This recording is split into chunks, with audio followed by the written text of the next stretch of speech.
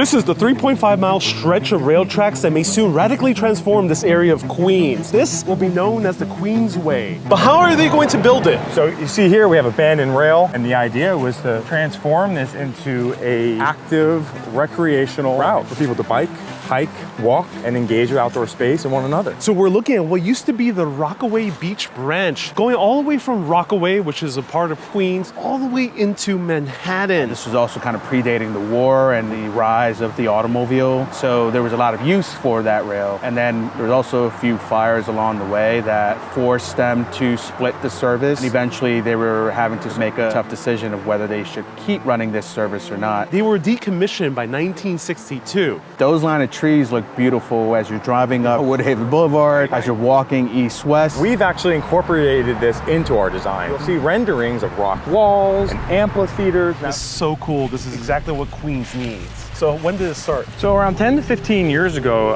a group of concerned citizens who now go by the name Friends of the QueensWay began advocating for this project. Trust for Public Land, we joined on about 10 years ago. As a national nonprofit, we have the ability to amplify our local partners and support them. Nowadays, children spend less than 10 minutes a day playing outside. Meanwhile, they also spend more than 7 hours on screens. Having access to nearby parks is associated with lower rates of mental health difficulties among children. We know that parks have substantial benefits. The Trust for Public Land just completed a study of the economic benefits of all the parks in New York City, and they found over $9 billion in recreational value and over $1 billion in healthcare savings for local residents each year.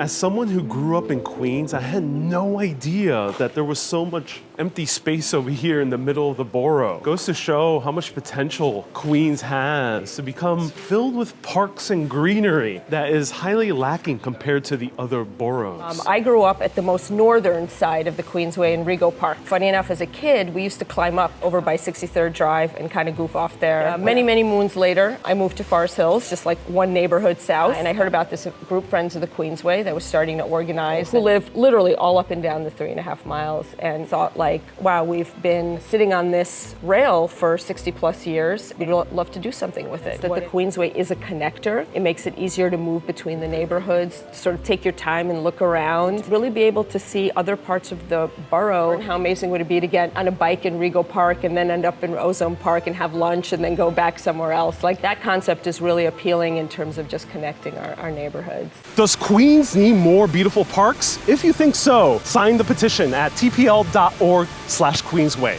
Stay curious, my friends.